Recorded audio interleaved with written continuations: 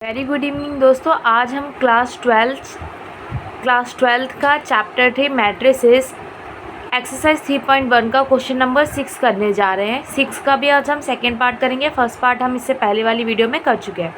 तो क्वेश्चन 6 में हमें बोला गया है find the value of x y and z. हमें एक्स वाई और जेड की वैल्यू फाइंड करनी है फ्रॉम दी फॉलोइंग इक्वेशन। जो हमें ये इक्वेशन दे रखी है, मैट्रिसेस की फॉर्म में हमें इक्वेशन दे रखी है, हमें इसमें एक्स वाई जेड की वैल्यू फाइंड करनी है। एक्स ये रहा है, वाई जेड, ठीक है। दो एक्स है लेकिन वैल्यू एक ही आएगी क्योंकि एक्स एक्स होता है, ठीक है। तो सबसे पहले हम सॉल्यूशन लिखते हैं और उसके बाद मैट्रिसेस को दोबारा लिखते हैं। X plus y 2 5 plus z x y is equal to 6 5 2 8 के इक्वल है, ठीक है। तो हमें ये पता होना चाहिए if two matrices are equal, अगर दो मैट्रिसेस आपस में इक्वल हैं, ये दोनों इक्वल कैसे, क्योंकि इनके बीच में इक्वल टू का साइन है, दोनों अगर आपस में इक्वल है देन देयर करस्पॉन्डिंग, मतलब इनके जो करस्पॉन्डिंग एलिमेंट्स होंगे, corresponding elements are also equal, इनके करस्पॉन्डिंग एलिमेंट भी क्या होंगे, इक्वल होंगे। Corresponding element are also equal. Corresponding element क्या होता है, इसके अगर ये A1 है तो इस वाले एलिमेंट, इस वाले मैट्रिक्स का भी A1 यहाँ पर A12 है तो इस वाले मैट्रिक्स का भी A12। देखिए 2 2 के इक्वल है, तो मतलब ये भी पूरा 6 के इक्वल होगा। इसी को कहते हैं करस्पॉन्डिंग एलिमेंट्स आर इक्वल। तो लिखते हैं ये पूरा का पूरा 6 के इक्वल। तो क्या लिखेंगे, x plus y is equal to 6। Okay, 2 2 के इक्वल है, लिखने की जरूरत नहीं है क्योंकि हमें कोई वैल्यू नहीं निकाली। 5 प्लस जेड, इसको इक्वेशन 1 दे दीजिए नाम। 5 plus z is equal to 5 5 के इक्वल है, तो 5 plus z is equal to 5, इसको इक्वेशन 2 नाम दे दीजिए, ठीक है। और x मल्टीप्लाई वाई जो है 8 के इक्वल, ठीक है। X y is equal to 8, इसको इक्वेशन 3 नाम दे दीजिए। अब हम 3 इक्वेशन की हेल्प से एक्स वाई जेड की वैल्यू निकालेंगे। पहले हम इक्वेशन 2 ले लेते हैं क्योंकि ईजी से दिख रही है, ठीक है। From equation 2 5 plus z is equal to 5, यहाँ 5 प्लस में उस साइड जाएगा माइनस हो जाएगा। Z is equal to 5 minus 5, z की वैल्यू क्या आ गई, 0। 5 माइनस 5 0, ठीक है। जेड की वैल्यू आ गई, ओके। अब हम क्या करेंगे, इक्वेशन नंबर 1 से किसी एक की वैल्यू निकालेंगे फ्रॉम इक्वेशन 1।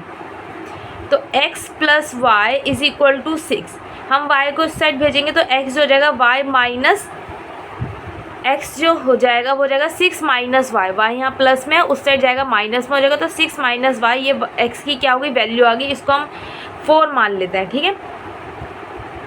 अब हम लेंगे इक्वेशन 3 लेंगे, ठीक है।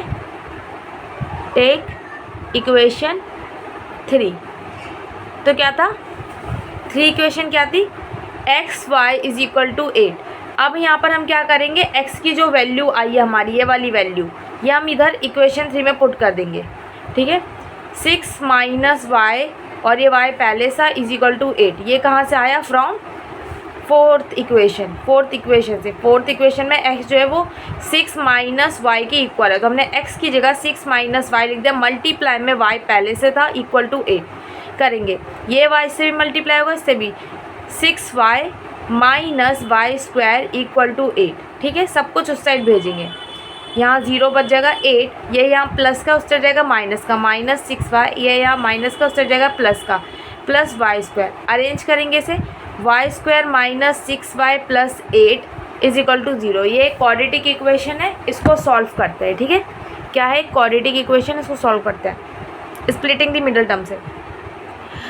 क्या फैक्टर्स बनेंगे इसके, 2 4 ज़ा 2 4 2 1 ज़ा 2, ठीक है। स्प्लिटिंग द मिडल टर्म आता होगा। अब इन दोनों को प्लस माइनस करके इन फैक्टर्स के 6 आना चाहिए। 2 2 ज़ा 4, 4 में 2 प्लस करेंगे तो 6 आ जाएगा, तो minus 4y minus 2y plus 8, minus minus plus 4 plus 2 6 minus 6y, और मल्टीप्लाई करके दोबारा 8 आ जाएगा। यहाँ से y कॉमन, y माइनस 4, यहाँ से माइनस 2 कॉमन, y माइनस 4, ठीक है। तो क्या हो जाएगा, y माइनस 4 एक ब्रैकेट में और एक ब्रैकेट में रहेगा y माइनस 2, ये वाला y और ये वाला 2, दो ब्रैकेट आ गए 0 के इक्वल, ठीक है। यहाँ पर करती हूँ मैं इसे सॉल्व, ठीक है।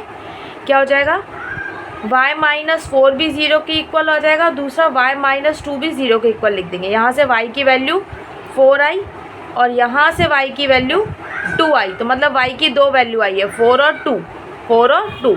अब हम यहाँ पर y की एक एक करके वैल्यू पुट करेंगे, तो x is equal to y minus 6 minus y, x is equal to 6 minus 4, तो x की वैल्यू 2 आई, ठीक है।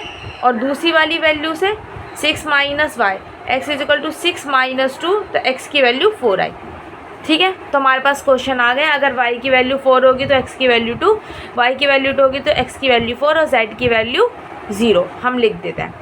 x की दो वैल्यू आई हैं और z की एक ही वैल्यू आई है, y की भी दो वैल्यू आई, तो यही हमारा क्या है, आंसर।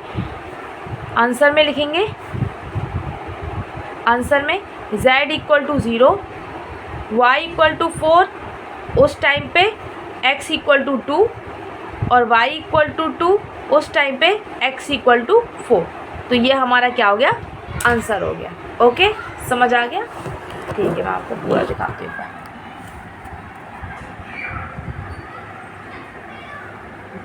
ओके